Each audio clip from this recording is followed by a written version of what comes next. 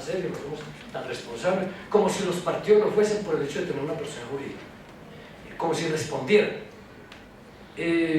Y existe además una cantidad de organizaciones sociales no políticas que en el marco de ese sistema pueden postular candidatos a cargos de elección popular. O sea, tenemos 4 figuras en el sistema de partidos en Colombia, lo que hace obviamente muy difícil poder estudiarlo, entenderlo y entender cómo se distribuye el poder, pero además tenemos gobernantes que no son de partidos políticos, ni de movimientos, ni de grupos significativos, ni de organizaciones sociales que compitieron electoralmente. El gobernador de La Guajira, o sea, lo más curioso del mundo, pero llegamos a tener ya una 5ª figura, y es un gobernador que no tiene un partido, y que fue elegido sin un partido, porque el que lo avaló, el que lo inscribió, le retiró, pero el Consejo Electoral no respetó la decisión de ese partido de haberle retirado la aval, porque le primó el derecho individual de la persona a haber recibido en un momento un aval de un partido, pero el partido quedó condenado a tenerlo que avalar, aunque descubriera después cosas indebidas. Y cuando lo quiso hacer, el sistema le dijo no, y es gobernador sin partido. Digamos como para... Bueno, de hecho hay muchos gobernantes sin partidos. Uribe lo fue durante 2 periodos en realidad. Tuvo el apoyo de muchos, pero el aval de ninguno, ¿sí? Porque era el aval de firmas, y una firma no le niega nada, finalmente. El tercer elemento del tema que tiene que ver con el reconocimiento a la participación y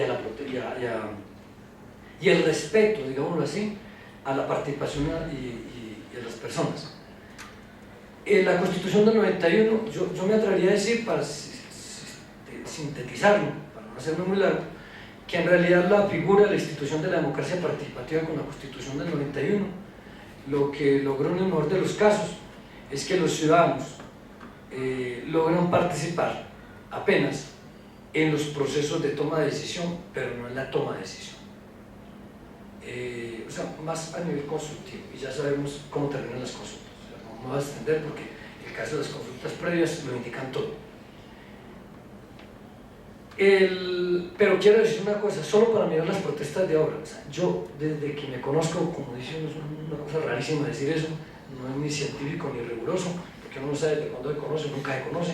El caso es que siempre se escucha decir cuando hay una protesta, ahora más, ahora suena mucho que el discurso del gobierno nacional, orientado a los militares, a los policías, a las autoridades civiles, políticas, el gobierno, el presidente, el ministro del Interior, frente a estas protestas, dicen: respetamos el derecho a la protesta. Nunca lo han repetido tanto en los últimos 30 o 40 años. El derecho a la protesta es un derecho sagrado, lo respetamos, es legítimo, pero no aceptamos situaciones de hecho. Entonces, ¿la respetan o no la respetan? ¿O cómo es que quieren la protesta? Absolutamente estatizada o institucionalizada.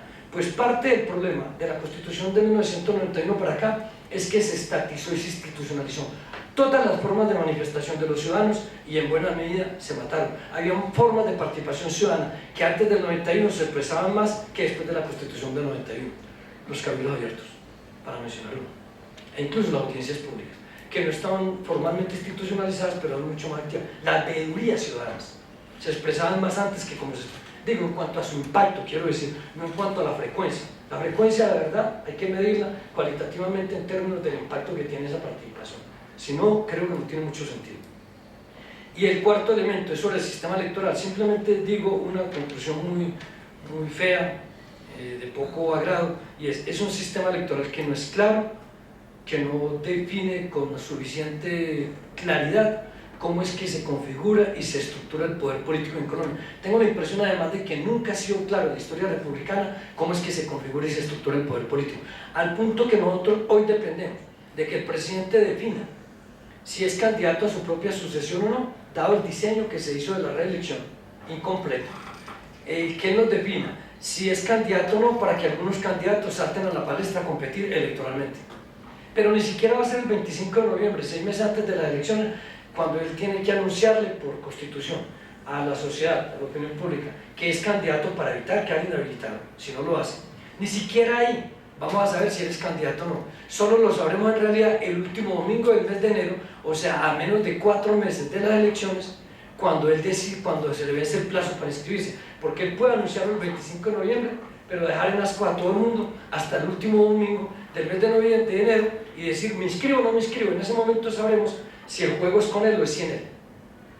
Eso determina un control estructural de la competencia electoral del poder, digamos una perspectiva muy institucionalista probablemente lo que estoy diciendo. Y el último elemento es que este es un país, el último elemento en este primer punto, creo que ya me estoy pasando de tiempo, este es un país, a ver, Alemania es un país, Alemania que lo conoce bien mi querida Beatriz, es un país donde hay irregularidades electorales. En Colombia hay irregularidades electorales.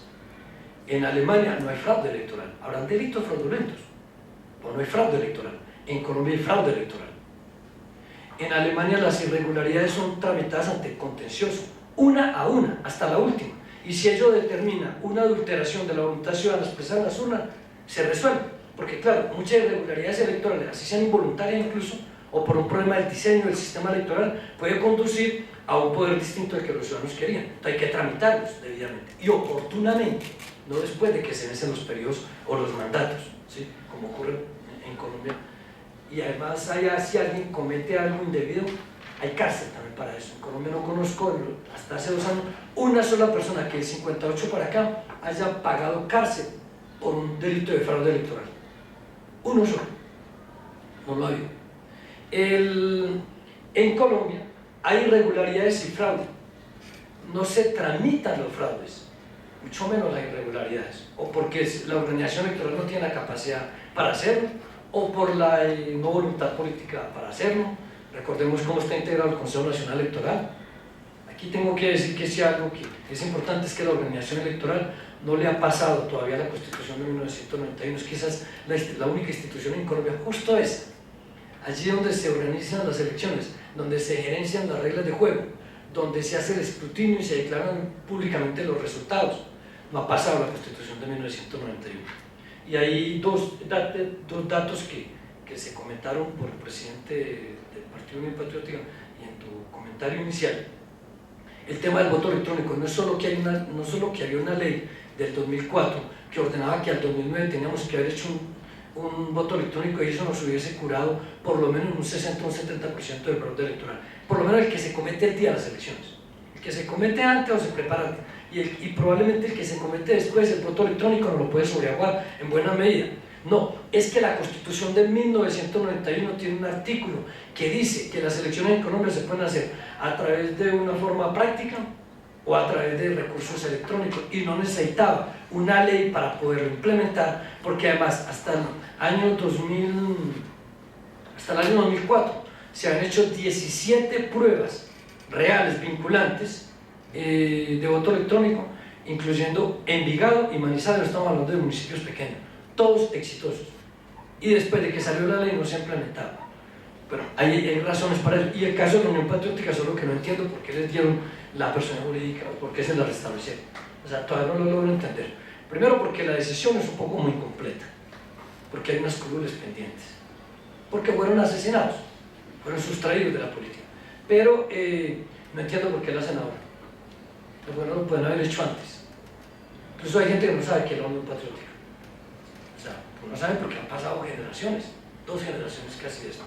Y entonces el último punto, que es el tema en relación con las FARC, voy a empezar por este último punto con algo que leí recientemente en el periódico El Tiempo, el Espectador del Mundo. El Tiempo cada vez lo leo menos, pero ya el Espectador también me suscita dudas, pero en todo caso el Espectador en un interior decía que el problema de la paz en Colombia pasa, y eso que no van siendo los temas de la agenda, pero temas importantes, el tema de la tierra, tenencia y uso de la tierra, y el tema de la participación política. Entonces dice, el problema duro es la tenencia de la tierra, pero el enredo político es la participación política. O sea, no es suficiente que el primero es complicado y el segundo es un enredo. O sea, el primero no veo cómo lo van a resolver. Los datos son tosudos. El 27% de la tierra está en estas reservas, pero estas reservas que las interviene el gobierno, y no porque hayan minería ya en reservas no van a aplicar la locomotora minera. O sea, eso pasa por encima de todo eso. Pero, o el agua o otro tipo de recursos. Bueno, y de cómo se tramita la paz. Me parece que es importante el futuro de Colombia. Yo decía que tenía 5 puntos, los enuncio, me tengo en uno porque se me acabó el tiempo. Enuncio los que me parece importante para el tema de la participación a propósito de las conversaciones con la FARC. El tema de la Asamblea Nacional Constituyente, solo para decir que si se quiere, a mi modo, si se quiere encontrar la paz, yo no veo cómo no hacer una Asamblea Nacional Constituyente para reformular cosas. Eso es lo que creo, pero lo veo problemático también en la coyuntura, en el contexto, porque este es un país que en los últimos 10 años ha consolidado enclaves autoritarios, y a mi modo de ver aquí el campo ideológico de la derecha está dividido entre una derecha democrática, voy a decirlo así, que creo que lidera el presidente Juan Manuel Santos, y una derecha profundamente antidemocrática, que es la que lidera el sector que es conocido como el uribismo. Hay un segundo punto que señala las FARC, de los que quería mencionar, que es el tema de la democratización del Estado. Solo que me llama la atención que las FARC hablen de democratizar el Estado, cuando yo creo que el problema, además no entiendo cómo democratizar un Estado, no entiendo eso, cómo es democratizar el Estado, pero de pronto lo que quieren decir es democratizar el sistema político, pero creo que es eso lo que hay que discutir, no tanto el tema, no quisiera volverme por una perspectiva estructuralista meramente o solamente institucional. El tema de la protesta, creo que no hay un respeto por eso. O sea, se le pide a la gente que cuando tiene algo que decir, que mande cartas, y si manda cartas puede quedar 20 años mandándolas y solo lo escuchan cuando le toma una estación de Transmilenio, pero ahí ya empieza a ser terrorista un poquito, o sea, empieza a ser un poquito violento, ya de hecho, como si fuese posible creer que en alguna parte del mundo, en ninguna parte del mundo, las manifestaciones se pueden desarrollar y controlar y evitar que hayan, digamos, desafueros, o que hayan actos violentos, pero eso no hace terrorista a nadie ni delincuente a nadie.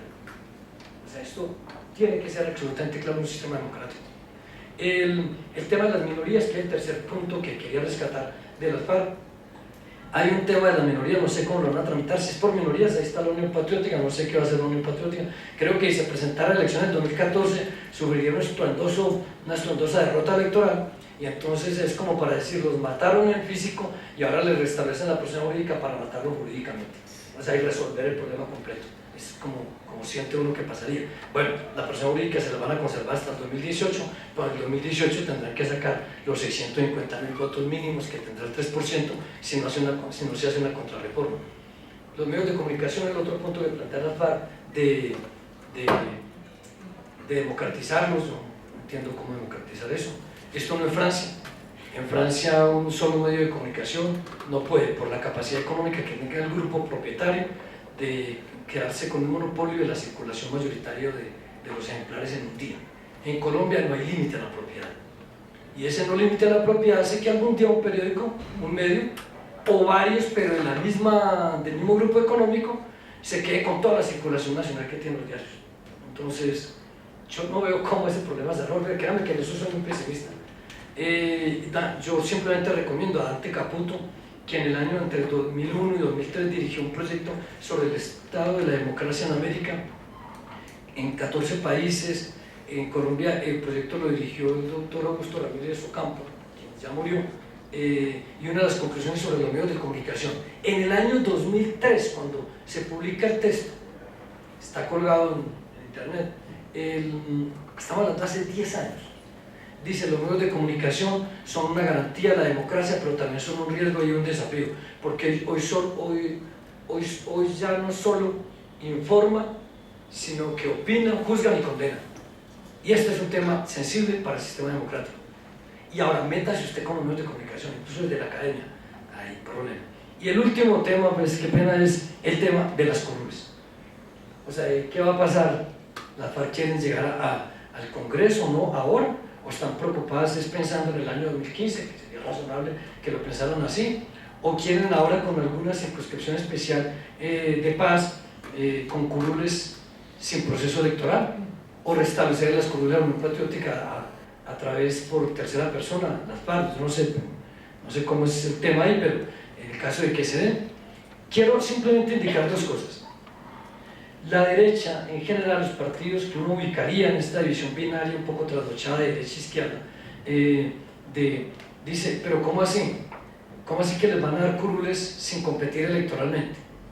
se colocan en una postura moralista y de alta responsabilidad política, que ni siquiera es histórica, en el sentido de decir, es que nosotros ganamos electoralmente y a ellos ¿por qué les van a dar después de que estuvieron con las armas en la mano? Yo lo único que creo es que si queremos encontrar la paz tenemos que hacer mucho sacrificio, es lo primero que creo. Y lo segundo, aunque no estoy seguro que la vayamos a encontrar, pero por lo menos hay que intentarlo nuevamente. Y lo segundo es que los que dicen que así como ellos se las ganan electoralmente, pienso en un Roy Barreras, que no se les pueden dar a los otros sino por competencia electoral, es que ellos tampoco ganan las elecciones en las elecciones, sino con el fraude, el crimen y el delito y la corrupción en general. Entonces, ¿de qué estamos hablando? Son parte, el problema de la violencia es una parte del problema, pero el problema de la corrupción es uno de los problemas estructurales del sistema colombiano. Hay modelos del sistema colombiano que tienen tres problemas estructurales, unos históricos y unos que se volvió estructural. El primero es las profundas desigualdades sociales que existen en el país y la pobreza tan extendida. El segundo es el tema de la corrupción política generalizada en esta sociedad, que tiene arrodillada completamente a la sociedad. Y el tercero, el tema del narcotráfico. A mí el tema de las FARC, la verdad, no me parece el tema principal, aunque hay que encontrar la paz, ¿sí?, con todos los movimientos que estén por fuera del sistema. Simplemente quería, pues qué pena todo el tiempo. Gracias, Fernando. Bueno, temas apasionantes, ¿no? Tienen muchas espinas. Lo bueno de esto es ver las diferentes caras, ¿no?, y reflexionar al respecto. Escuchando a Fernando me acordaba de que se habla de que Alemania es una democracia controlada. Colombia también, pero la diferencia es que una la controla para que funcione y la otra es para que no funcione. Adivinen cuál. Ok, pasemos a la reflexión. Entonces vamos a escuchar inquietudes, comentarios puntuales. Si tienen alguna inquietud o comentario puntual, alguno de los conferencistas, o bueno, en fin, la libertad. A ver.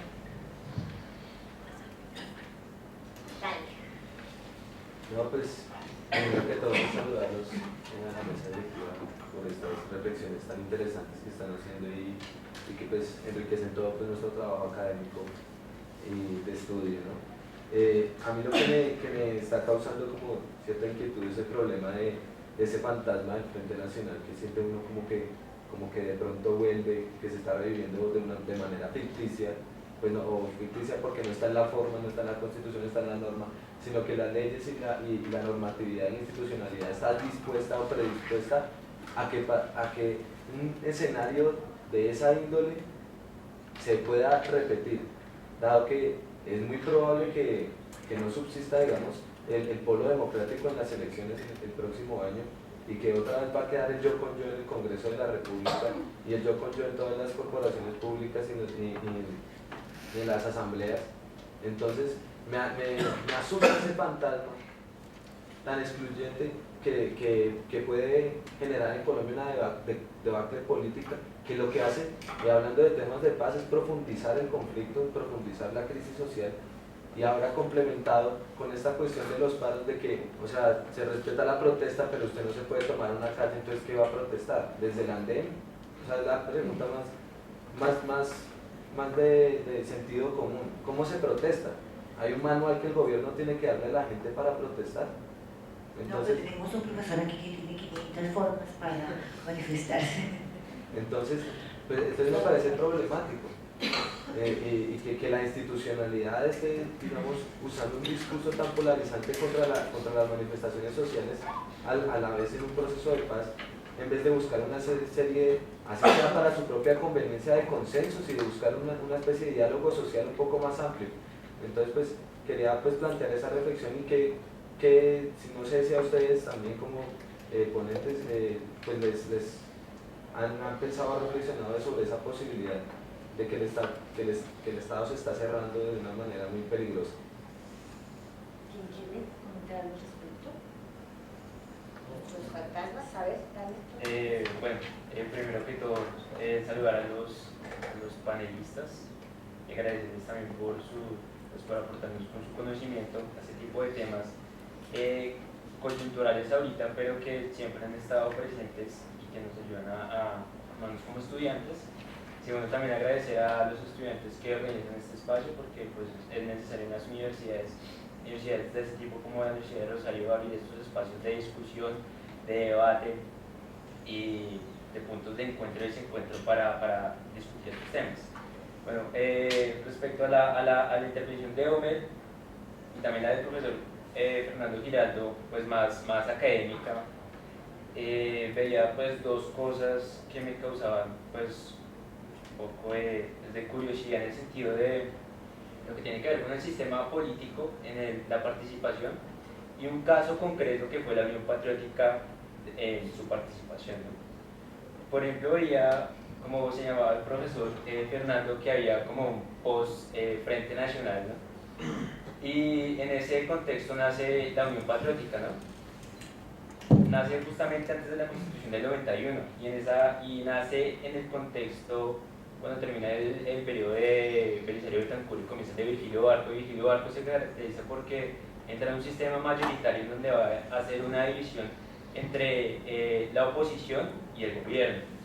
Él dice claramente que va a haber una oposición y va a haber un gobierno claramente marcados, pero lo que mucha gente, y que lamentable que se haya muerto Virgilio Barco y no haya podido responder muchas de las preguntas e inquietudes, por ejemplo, que me surgen con la Unión Patriótica, es ¿por qué si dio en un primer momento como esa nueva luz a un sistema, gobierno-oposición a ese sistema, se asesinan 4 candidatos presidenciales, como fueron 2 de la Unión Patriótica, Carlos Pizarro y Galán, ¿no? Se asesinan 4 candidatos presidenciales durante su gobierno.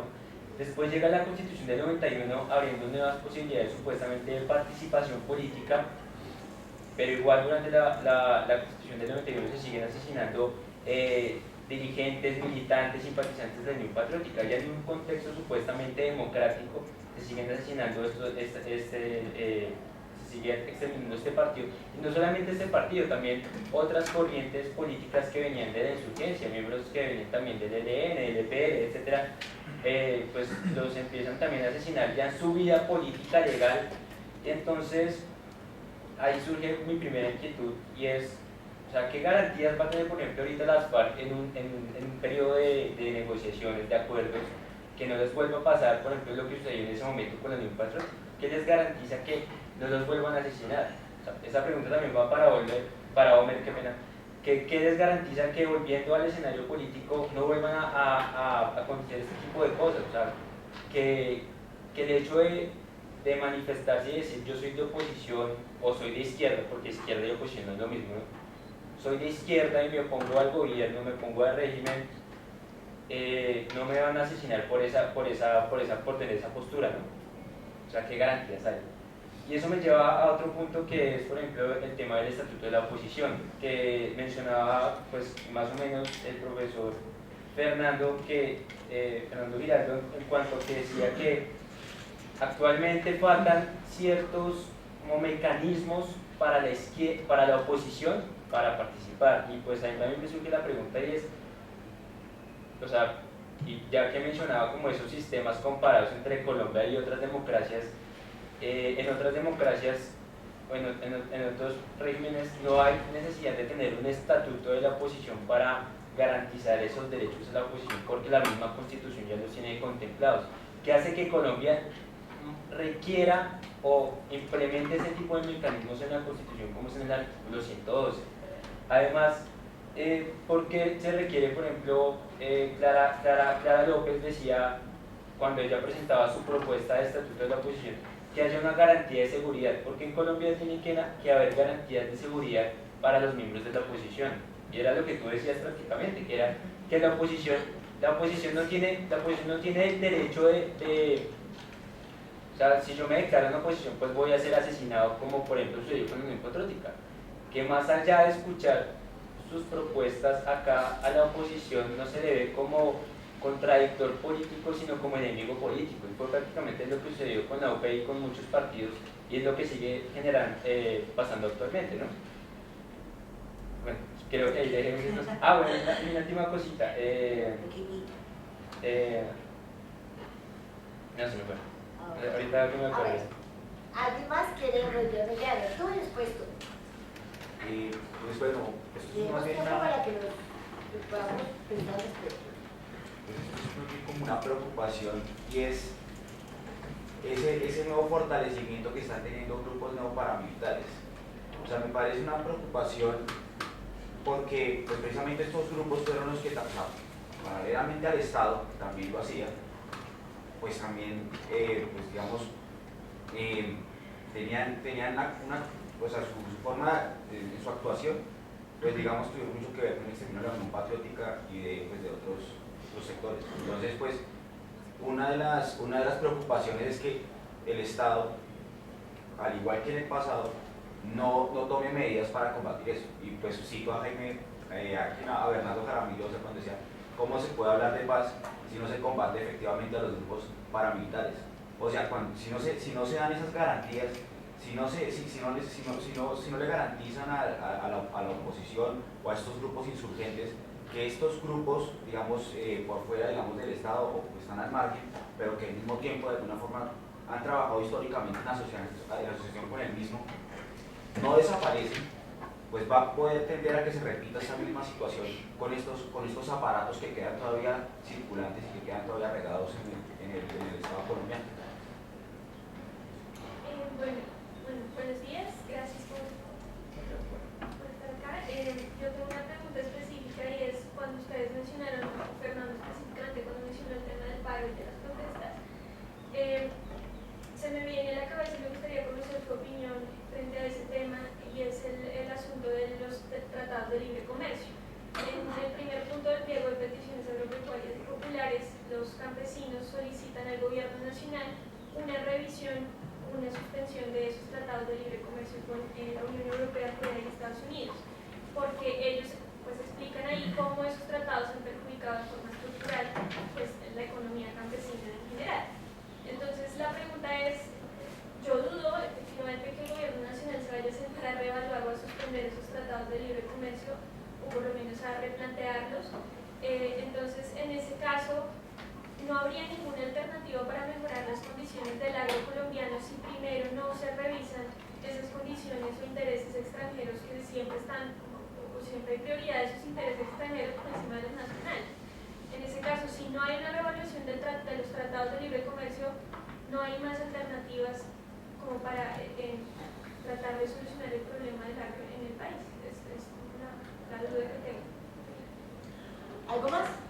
Bueno, entonces, no entiendo, vamos a ver a dialogar al respecto o a reflexionar o quizás a cuestionar más, porque creo que fórmulas mágicas no hay. Entonces, sigamos al mismo orden, ¿les parece? Entonces, bueno, algunas... Bueno, solamente entonces puede ser alusión a la pregunta que se hacía sobre qué le podría esperar a la FARC si en un eventual acuerdo qué les garantiza que no pase con lo que sucedió con la Unión Patriótica. Y creo que ese es como el punto central de las conversaciones que se están adelantando, y de allí la complejidad misma de estas conversaciones, porque uno de los aspectos a considerar, a mi juicio, es el tema de la base social o la base material de toda de lo que denomina el establecimiento o las prácticas del establecimiento de liquidación a las fuerzas de oposición o alternativas, o a las fuerzas que ejerce el gobierno o a las fuerzas que tienen poder. Poder no solamente electoral. Las comunidades indígenas han conquistado una serie de poderes, por ejemplo, u otros poderes como los que reconoce la ley a las comunidades afrodescendientes y que limita la capacidad o la posibilidad de transar comercialmente sus tierras. Entonces en hecho con eso que es una conquista se convierte en una tragedia, porque como las tierras de las comunidades afros en Chocó no pueden ser transadas, entonces ¿qué hacen los paramilitares? Los expulsan o los asesinan. Antes los narcos llegaban a una finca y les decían la PP, plata o plomo. La ley no les permite a las comunidades afros vender sus tierras. La zona de reserva campesina es un factor de poder porque la zona de reserva campesina, una de las cosas que tiene es que blindan a las comunidades de que sus tierras salgan del circuito del comercio, o pueden seguir siendo comerciadas, pero con una serie de reglas en donde prima la decisión de los colectivos asociados en la zona de reserva campesina. Entonces, esto es para decir que no solamente los factores de poder aluden simplemente a la participación electoral o a la capacidad de movilización, sino también a estos que han logrado control sobre territorios